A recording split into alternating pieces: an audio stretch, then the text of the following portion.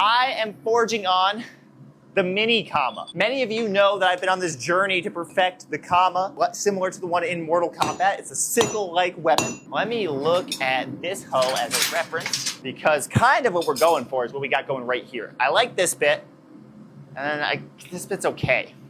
I don't like this bit. But this bit right here, perfection.